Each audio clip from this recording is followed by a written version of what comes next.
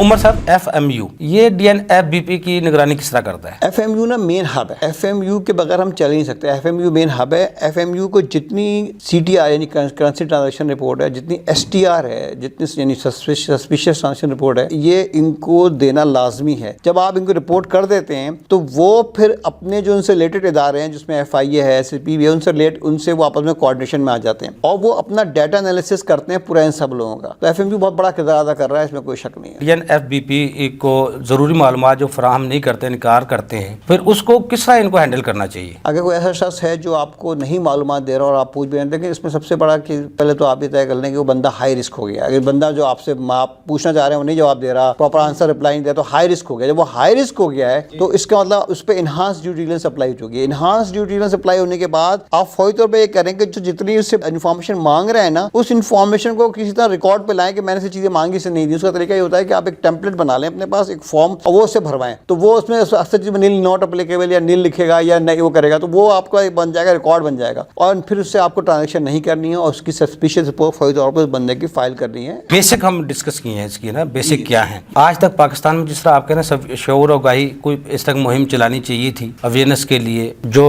DNFBP سے جو regulator ادارے ہیں ان کو چاہیے تھا, حکومت کو چاہیے تھا, ان سے متعلقہ اداروں کو چاہیے تھا, تاکہ لوگ زیادہ سے زیادہ اس کو سمجھ سکیں. آج کا جو ہمارا یہ پہلا پارٹ تھا, اس میں اگر ہم نے کسی کو, اپنے عوام کو, اپنے دیکھنے والوں کو یہ پیغام دینا ہے, ابھی اس کی بیسک اتنی مضبوط ہیں, اگر اس کو ہم نے فالو نہ کیا, یہ شرائط کو پورا نہ کیا, تو ہمارے ساتھ کیا کیا ہو سکتا ہے. اصل میں یہ پیغام تو بدہ ہی دیتا ہوں, لیکن اس میں سب سے پہلے میں کہوں گا بھائی دیکھیں, چونکہ یہ ہے نیشنل ایفرٹ ہے, مل کے کرنا ہے, کیونکہ ملک کے لیے کرنا ہے. اگر خدا نہ خواستہ ہم دوبارہ لسٹ میں آتے ہیں, خدا نہ خواستہ ہم پہ سینکشنز لگ جاتی ہیں, تو آپ کے سارے کاروبار یہاں پہ ٹھپ ہو جائیں گے, آپ خود لیٹ جائیں گے نا. آپ کو مسائل دنیا بھر میں آپ کے موومنٹ میں آج بھی مسائل ہیں, اور موومنٹ مسائل ہو جائیں گے. تو ہمیں چاہیے مل کے ایفرٹ کریں. ہم ایسے لوگوں کو جو کہ پیسہ لانڈر کرنے کی کوشش کر رہے ہیں, جو پیسہ سیفٹی میں دینے کی کوشش کر رہے ہیں, فائنینسنگ ٹیررزم کی فائنینسنگ کر رہے ہیں, ایسے لوگوں کو ہم پکڑیں اور ان کو گرپ میں لائیں, تاکہ یہ ملک کے لیے ہمیں کرنا پڑے گا, لازمی ہے.